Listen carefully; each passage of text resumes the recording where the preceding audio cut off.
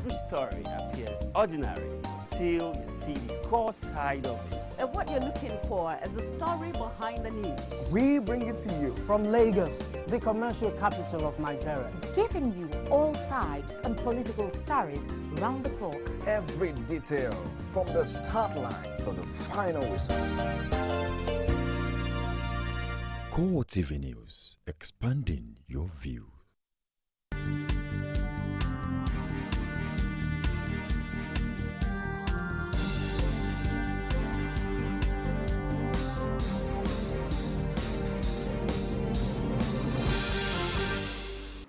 Hello there, welcome to CoreTV Prime Time News. I am Gift or Gete in a major story. No fewer than 19 persons were killed in a suicide attack on a market in Damaturu, the Yoruba state capital, on Sunday.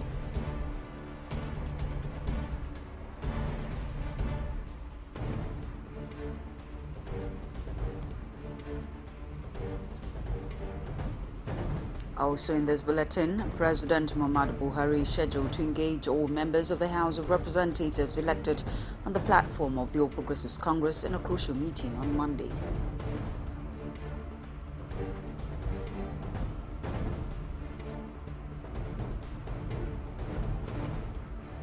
Our police report confirmed that the standing rows used to inaugurate the 8th Assembly was forged.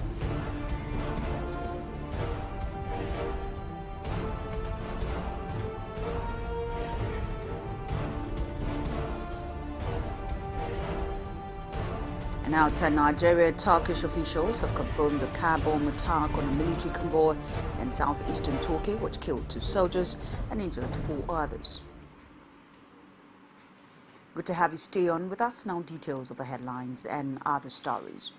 No fewer than 19 persons were killed in a suicide attack on a market in Damaturu, the Yoruba state capital, on Sunday. The state's police command has, however, said 15 people died and 47 others were injured in the explosion. The police public relations officer of the Yoruba State Police Command, Toyin Badesing, told journalists that the female suicide bomber, whose age he believed could be not more than 10 years, carried out the attack. He said the small girl detonated an improvised explosive device at the entrance of the market at about 9:30 a.m. on Sunday. He said preliminary reports indicated that 15 people had been killed while 47 others were injured, were receiving treatment at the Sani Abacha Specialist Hospital in Damaturu. The PPRO explained that 5 units of primed IEDs were also recovered from the scene of the blast, warning the people to be careful with people carrying bags, as the militants had resorted to using bags in conveying the explosive devices. Meanwhile, the Yoruba State Governor Ibrahim Gaidam, in a statement by his Director of Press Abdullahi Bego on Sunday, described the attack as horrific. The governor said he has been briefed about the horrific bomb attack in a market in Damaturu today, in which 19 people were killed and many others injured. The statement added, "This is, however, sad in our state, in which innocent people were again the target of bloodthirsty terrorists." Governor Gaidam's thoughts and prayers are with the families of victims and those who sustained injuries. The governor has condemned the attack as callous, barbaric and unjustifiable. President Muhammadu Buhari on Sunday ordered a thorough investigation into the chlorine gas explosion in Jos Plateau State at the weekend. No fewer than 8 people reportedly died and 101 others in unconscious state after inhaling chlorine from a cylinder that exploded at the treatment plant of the Plateau State Water Board in Lagos. Senior Special Assistant to the President on Media and Publicity, Garba Shehu, in a statement said Buhari announced his decision to probe the incident and a message of commiseration to the families of the victims, as well as the government and people of Plateau State over the incident. Buhari was quoted as saying that an investigation into the incident was necessary to avoid recurrence. The investigation should unravel the facts as to whether this was just an accident. Buhari prayed that Allah should grant the souls of those who lost their lives in the explosion peaceful repose and grant a quick recovery to those who were injured. in the tragedy. President Muhammadu Buhari is scheduled to engage all members of the House of Representatives elected on the platform of the All Progressives Congress in the crucial meeting on Monday. The meeting, which is coming a day ahead of the resumption of the two chambers of the National Assembly, is meant to formally put an end to the leadership crisis rocking the House. The senior special assistant to the President on Media and Publicity, Malam Garba Shehu, confirmed the meeting to State House correspondent on Sunday. According to Shehu, the meeting should hold at the new banquet hall at the Presidential Villa, Abuja, by 5 p.m. The presidential spokesman did not disclose the agenda of the meeting. The Monday meeting will be the first time the president will be meeting all APC members in the House together. Vice President Yemi Osinbajo has described the federal government's financial bailout to states unable to pay workers' salaries as financial creativity made possible by compassion and leadership quality exhibited by President Muhammadu Buhari. Osinbajo, who spoke in Ibadan on Saturday, said, given the financial circumstances of the affected states and the plight of the workers, it was essential that any listening and sensitive government intervene in the way President Buhari did. Has stated that the federal government under President Buhari directed that money should be released regarding the situation of the states in Nigeria. The Vice President also called on Nigerians to be vigilant in order not to fall into the dangerous plot of the Boko Haram. He also used the opportunity to clarify his recent statement on the plan by the insurgents to hit their targets using scavengers. Edo State Governor Comrade Adams Oshomole says, contrary to insinuations in many quarters, no state in the Federation has got a kobo from the federal government as bailout fund. The governor disclosed in an interview at the ceremony organized for the Inspector General of Police, Mr. Solomon Arase, in Sabon-Gidaura, Owang East local government area of the state. Governor Oshomole said the cheery news is that President Muhammadu Buhari is committed to end the situation where up to 15 states owe workers' salaries.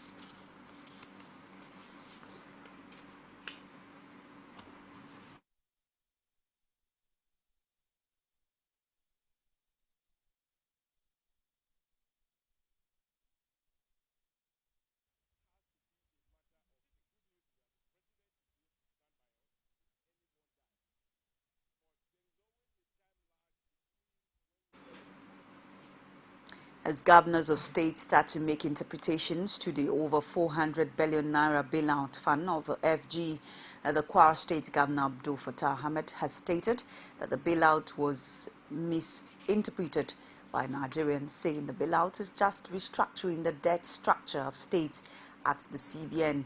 Rashid has more. Speaking at a monthly media chat, Governor Ahmed elaborates that the bailout money is to help the state that has the highest degree of debt profile to elongate the months of paying back. He added that the bailout process has not even started as states are yet to receive the said funds. This much talked about bailout is just being worked on. It has not gotten to any state yet because we are just submitting the levels of debts that all states have incurred. That is for those who have incurred debts. Governor Ahmed also reiterates the resolve of state governments to use the money for its purpose, while insisting that part of the money can be used to pay salaries depending on the status and debt profile of the state. So if anybody under any guise imagine that that money that was shared was the bailout for payment of salaries, it was a wrong information. It is normal money that has been shared to states the way excess crude is shared to states. Now it depends on each state. Some that have financial pressure can use it to offset part of their financial pressures. With more states coming out to debunk the bailout fund, the onus lies on the federal government to clear the air and state the true purpose of the said fund. Rashid, CoreTV News, Ilorin. The Nigeria police have concluded their probe into the forgery of the Senate standing order and given a copy of the report to President Muhammadu Buhari. The police report confirmed that the standing rows used to inaugurate the 8th Assembly were forged. In the report, the police recommended the prosecution of those found culpable of forging the orders, which had been used in the controversial election of the Senate President, Senator Bukola Saraki, and his deputy, Senator Ike Kwaramadu, on June 9, 2015. The report was said to have indicted the management of the National Assembly, especially the clerk, Salisu Maikasua, and recommended the prosecution of the suspects. Acting on a petition by Senator Sulaiman Honkui, All Progressives Congress, Kaduna State, the police had on July 6 quizzed Ekweremadu and Maikasua over an alleged forgery of the standing orders. The petition alleged that some parts of the 2015 Senate orders were different from the one ratified by the 6th Senate in 2010, which was used by the 7th Senate as standing orders in 2011. Senate President Bukola Saraki has congratulated Nigerians on attaining 365 days free of poliomyelitis in the country. He said in a statement issued on his behalf by his media aide that the successes recorded in polio eradication in the past 1 year without a single case of the virus was as a result of the hard work of international partners as well as health workers and community leaders. The Senate President, who is a medical doctor, expressed his happiness that the nation recorded the feat even in spite of having 53 wild cases in 2012 and 3 calculating vaccine-driven cases in 2013. Senator Saraki recalled now he undertook a bipartisan approach as the chairman of Nigeria Governors Forum by leading his colleagues, public-spirited groups and the private sector to partner with federal government and Bill and Melinda Gates Foundation to develop a better and more extensive polio immunization in Nigeria. He credited the success recorded in the eradication of the virus to the introduction of the Immunization Leadership Challenge. Senator Bukola Saraki explained that the challenge, which was designed in partnership with Bill and Melinda Gates Foundation, was to reward states that made significant improvements in polio and routine immunization coverage. Some ex-loyalists of former Minority Leader Femi Gbajabiamila and member of the All Progressives Congress Loyalist Group on Saturday declared support for the Speaker of the House of Representatives, Yakubu Dogara. The lawmakers claimed that they had realized it was better to place the interest of the country ahead of all other considerations to accept the positions of the principal officers of the House as proposed by Dogara. Gbajabiamila, who is believed to have the backing of the Loyalist Group, had for long insisted that the office of Majority Leader must be zoned to the southwest and be held by him. It could be recalled that the APC leadership in a June 23 letter to Dogara had recommended to zone the Majority Leader of the Southwest Deputy Leader to Northwest Chief Whip to Northeast and the Deputy Whip to South-South. However, the Speaker opposed it, citing alleged violation of federal character principle, and instead proposed to zone the Majority Leader to the Northwest. Members of the House of Representatives from the All Progressives Congress Loyalist Group say there are aware of plans to stop them from entering the chamber when plenary resumes on July 28. They also insist that they are not aware of any concession made by the Speaker, Yakubu Dogara, to the group on the issue of principal officers. The lawmakers said in a news conference in Abuja that they would only be swayed by genuine steps towards reconciliation in line with APC's ground rules.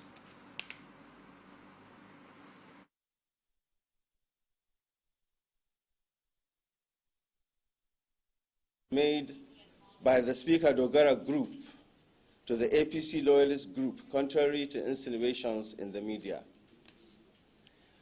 To have a genuine agreement that is not tainted by the PDP, the Dogara Group will have to first of all cut off the umbilical cord that between them and the PDP, and secondly engage in candid and honest reconciliatory discussions with our group as a whole through our approved members under the leadership of Honorable Femi Gbajabiamila. As it is, the Northwest, we also have 2 members because PDP has proposed a member from the Northwest out of their own 4 for leadership.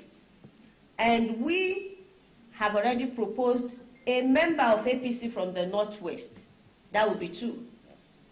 The Southeast that did not vote for APC and does not have a ranking member of APC in the House, which our rules forbid from holding leadership positions in the House, will not be left out of leadership because the PDP have chosen a member of the leadership from the Southeast, which is a stronghold of PDP. Now tell me, is this about ethnicity or common sense? It's CoreTV Prime Time News. We'll take a break. Stay with us.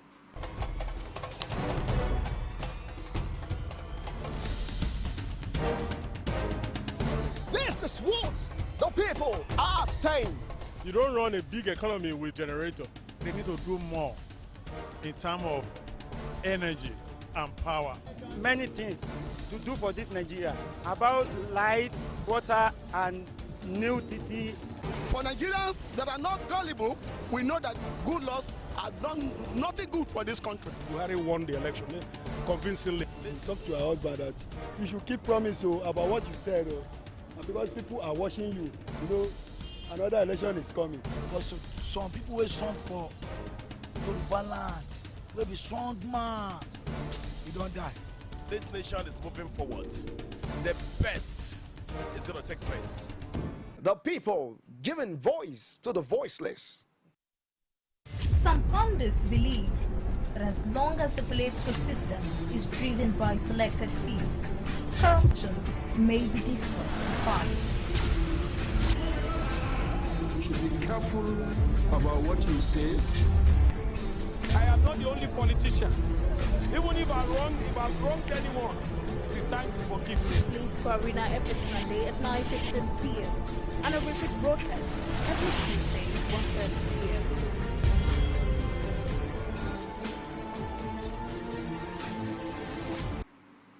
Welcome back. Thanks for staying tuned with us. Now a reminder of our top stories. No fewer than 19 persons were killed in a suicide attack on a market in Damaturu, the Yobe State capital, on Sunday.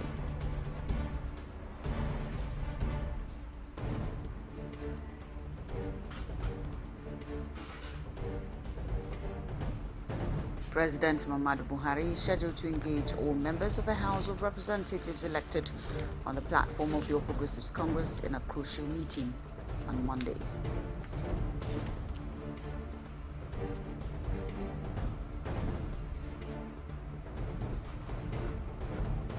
A police report confirmed that the standing rows used to inaugurate the 8th Assembly were forged.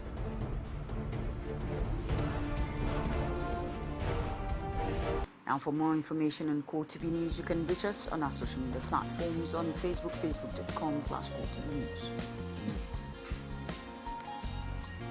On Twitter at CoreTV News NG. On YouTube, it's youtube.com/CoreTV, _space news. A former vice chairman and member board of trustees of the Arewa Consultative Forum, Senator Joseph Waku, has accused the national leader of the All Progressives Congress, Bola Tinubu, of allegedly masterminding the petition that has charged the wife of the Senate President, Toyin Saraki, to be invited by the Economic and Financial Crimes Commission. According to him, the decision was followed by a promise to help secure a second term for the EFCC chairman, Ibrahim Lamode. But Tinubu said Waku should not be taken seriously as it was broke and needed a quick fix. Waku, a leader of the APC, in a statement sent to journalists in Abuja on Saturday, described the situation where Tinubu would be allegedly using his personal relationship with the EFCC chairman to embarrass and torment fellow party members as unfortunate. Waku, in a statement, claimed that his findings showed that Tinubu personally gave the petition to Lamode under the guise that he was submitting it on behalf of the APC leadership to punish Saraki for working against the party's leadership and the choice of the National Assembly leaders.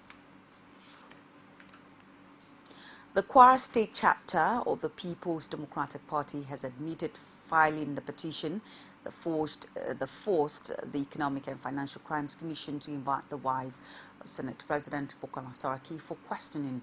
It said in a statement that it submitted the petition quietly in the early part of the year.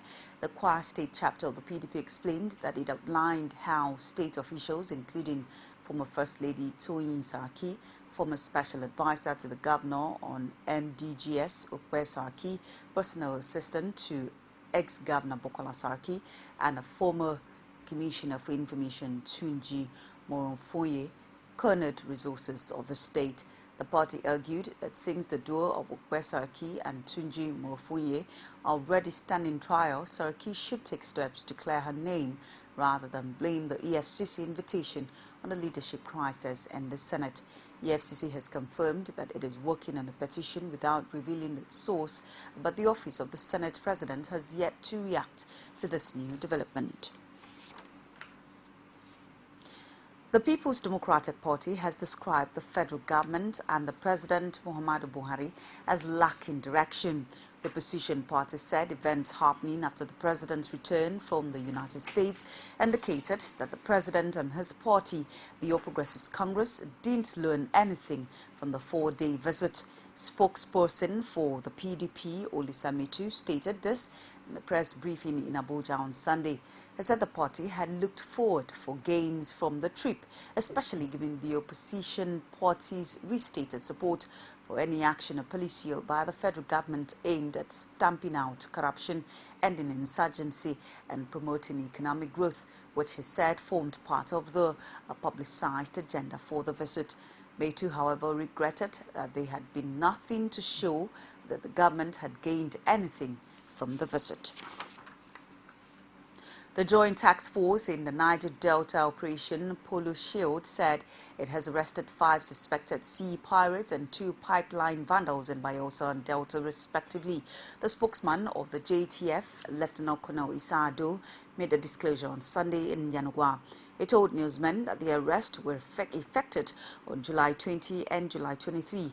Items recovered include 1 AK-47 rifle, a pump-action gun, 3 magazines with 72 rounds of 7.62 special ammunition, a pair of military camouflage, a Samsung smartphone, 115 horsepower outbound engine, among others. The spokesman explained that the suspects were currently in JTF custody and were being interrogated and would be handed over to the prosecuting agency after preliminary investigations. He ordered that preliminary investigation showed that the suspects confessed to have vandalized a pipeline operated by a Nigerian Petroleum Development Company. Lagos State Governor Akinwumi Ambode on Sunday congratulated Abdulwahid Odusele, who was elected as the new president of the Nigerian Union of Journalists (NUJ) at the weekend. In a statement signed by his chief press secretary, Mr. Habib Waruna, the governor commended the peaceful and democratic process that preceded his victory. He urged Odusele to ensure that professionalism and high ethical standards are entrenched in the practice of journalism in the country. He urged him to work assiduously to improve the professional standard for the practice of journalism and also ensure that high ethical standards are adhered to. The governor, who said that Odusele's victory was a validation of vision, consistency and hard work, expressed confidence in his ability as the new NUJ president to take the practice of journalism to the next level in the country. The Lagos State chapter of the People's Democratic Party has strongly berated Governor Akinwumi Ambode for hastily obtaining a 39.4 billion naira loan from the World Bank. In the statements issued by its Publicity Secretary Taufik Gani on Sunday, the major opposition party in Lagos also advised the governor to stop the decision pending the book check on all previously obtained loans in the state, especially by the last administration under Babatunde Fashola. This is just as the party also described Ambode as weak to fight corruption and black leakages in the state, with the alleged continual services of the tax consultant firm Alpha Beta. According to the statement, the firm is allegedly milking the state of its revenue. The Inspector General of Police, Solomon Arase, has been bestowed with a chieftaincy title as the Ojigbese of Ora Kingdom by His Royal Highness MEP Imona Oje of Ora and clan head. The chieftaincy title was bestowed on the RGP at the Holy Trinity Grammar School in Sabongida, Ora, in One West local government as a marker of honor, mostly reserved for persons who have distinguished themselves in the lives of others and to endeavors and to deserving sons of the land. Edo State's correspondent filed in this report presented from our studios. Solomon Araze, the Police Inspector General, is the first Edo man to ever rise to such a peak in the police force, having spent 34 years in the force. This occasion largely celebrated by the maternal side, but Governor Adams Oshiomhole is promised to organize a more elaborate one in days ahead. While expressing gratitude to God for the exalted position in the police, Governor Adams Oshiomhole said Solomon Araze, the police IG, attained this art through merit and hard work, urging him to pursue the new office without being partisan. Deal with the challenge of superintending over Nigeria police force without being partisan. This is a very difficult position to maintain in our environment. And therefore, as an Edo man, you represent the finest tradition of an Edo man with courage, with intellect, with determination to do your job without minding who's out of God. The IG thanked Oraikpen people for the honor done on him while assuring that he will not fail them to uphold the values. He also appealed to parents to ensure moral upbringing of their children.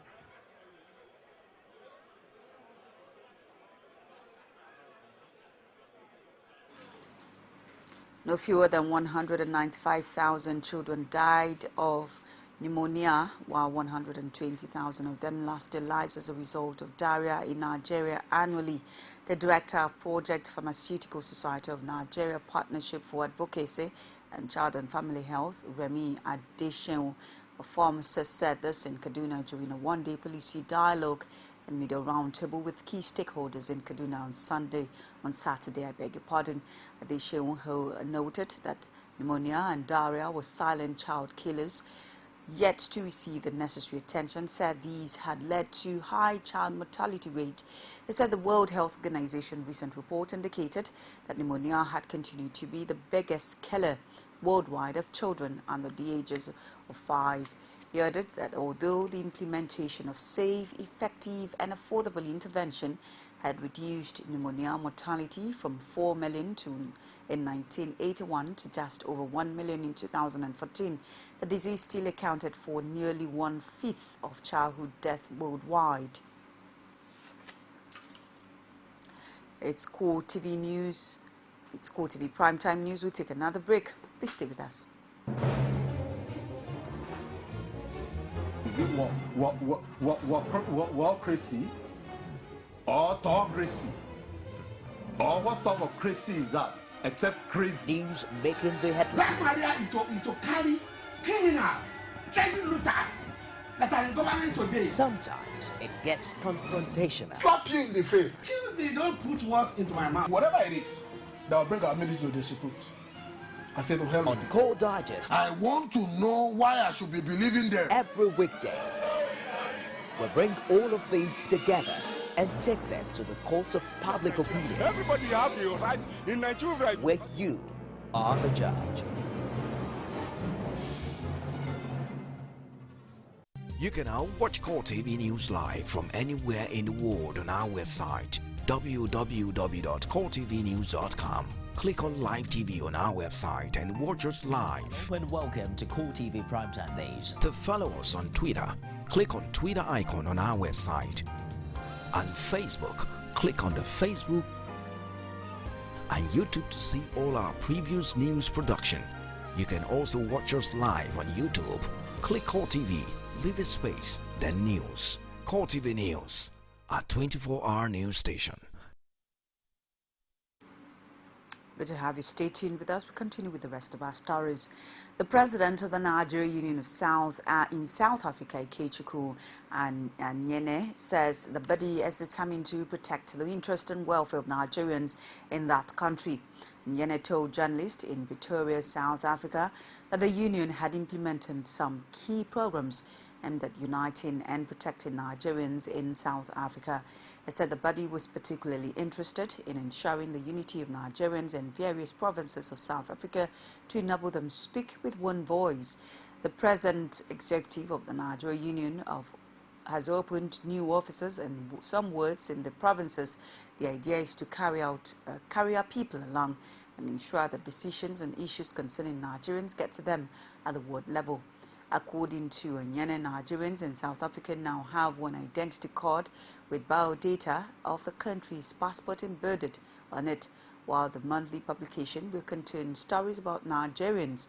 In addition to all these, there is a permanent secretariat where Nigerians can easily access information about their welfare and policies or issues affecting them. He advised members of the union who lost in the recent election to continue contributing their quota to its improvement.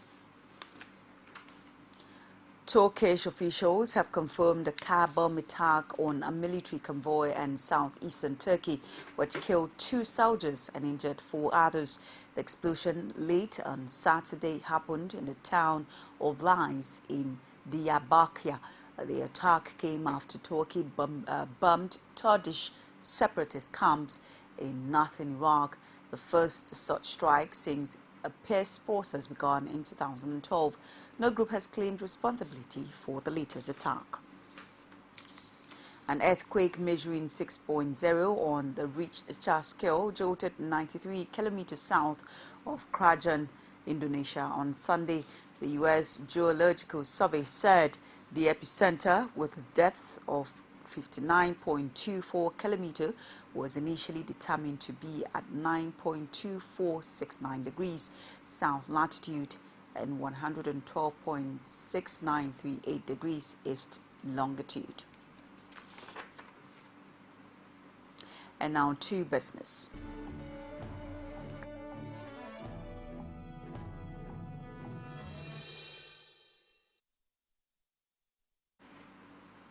The country has earned a total sum of 472 billion naira from the exportation of cocoa, rubber and other non-oil commodities within the 2014 fiscal period. The figures have been reported to be obtained from the Nigerian Export Promotion Council. A breakdown of the non-oil receipts of 472 billion naira showed that cocoa exports with a total amount of $666.45 million accounted for the highest non-oil exporter earnings, followed by raw hides, skins and leather with $487.97 million. Others are oil seeds, grains and plants, straw amounting to $389.78 million, aluminium $113.35 million, tobacco $109.05 million, tins $96.32 million, edible fruits and nuts $75.24 million, rubbers $70.30 million, and footwear at $62.89 million.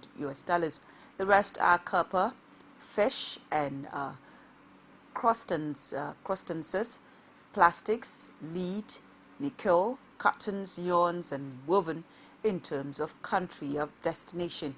The NEPC documents indicated that Netherlands, with a total amount of $456.96 million, accounted for Nigeria's highest non-oil export revenue. Others are ECOWAS, Italy, Japan, India, Turkey, Spain, Germany, China, Vietnam and the United States.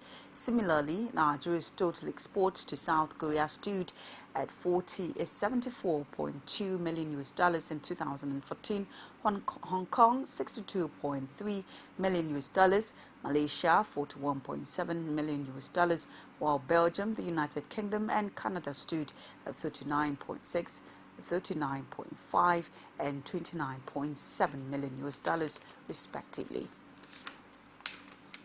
Rice importation into the country has dropped by 53% in the last 1 month, just as the price of the commodity had increased by over 20% in the market, following the Central Bank of Nigeria's decision to place rice among 41 items not valid for foreign exchange.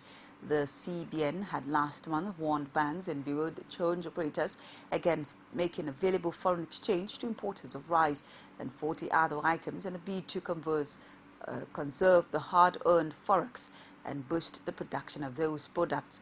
Already, the decision is beginning to take a heavy toll on importers of the affected items and the general business environment. In the case of rice, statistics from the Nigerian Port Authority's daily shipping position obtained on Friday revealed that out of 37 ships expected to berth at the seaport terminals between July 9 and August 1st, rice was not included. The AfriVest research in its foreign exchange market review of the past week stated that importers of items banned from accessing foreign exchange at the official market had continued to scramble for hard currency in the parallel market. It said, "We anticipate that the foreign exchange policies in Nigeria will affect local manufacturing companies that depend on the importation of some of the listed items for raw materials. This may further have some impact on growth rate and inflation in the third quarter of 2015. Also, CBN Governor Godwin Emefiele had threatened to sanction banks that flouted the directives and provided foreign exchange to importers of the banned products. And now to sports. Power style, that's what he delivered.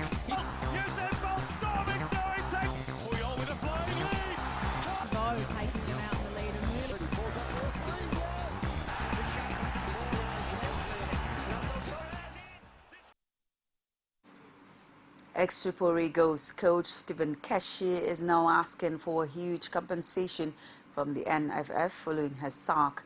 Exclusively revealed that sacked Super Eagles coach Stephen Keshi has demanded a compensation of £1 million, more than $400 million US, from the Nigeria Football Federation (NFF) for defaming him. He demanded for £1 billion from the NFF as compensation from their clients for defaming their clients. The letter from the Kaduna-based law firm was received by the NFF on Friday. Keshi was sacked by the NFF on July 5 after the NFF disciplinary committee investigated various allegations against him. This was 4 months after the 53-year-old coach signed a new 2-year contract after his initial 3-year deal with the NFF ran out at last year's World Cup in Brazil. Manchester United manager Louis van Gaal feels that his side showed the world what they can do with a 3-1 victory against Barcelona in the International Champions Cup, when Rooney, Jez Lingard and Edwin Januzas scored for the Red Devils as they beat the Champions League holders in Santa Clara, continuing a fine pre-season habit with the club for Van Gaal after his 100% record last summer. Though the United boss is keen to avoid taking such results too seriously, with his focus and performance in the Premier League, he is pleased to have reminded their rivals of their quality. Van Gaal also offered particular praise to Januza, who came on as a shepherd at centre forward for the last half-4 against Barca and scored the final goal in stoppage time. And just before we go, a recap of our major headlines. We told you that no fewer than 19 persons were killed in a suicide attack on a market in Damaturu, the Yobe state capital, on Sunday.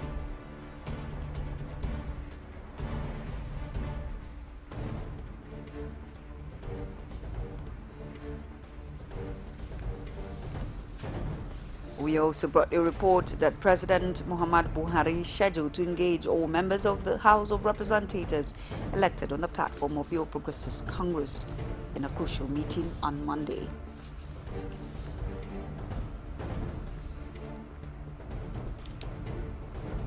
Now, you also heard from us that the police report confirmed that the standing rows used to inaugurate the 8th Assembly were forged. And that's CoreTV Prime Time News. Thank you so much for staying on with us. Please stay on and watch the rest of our programs. Good night.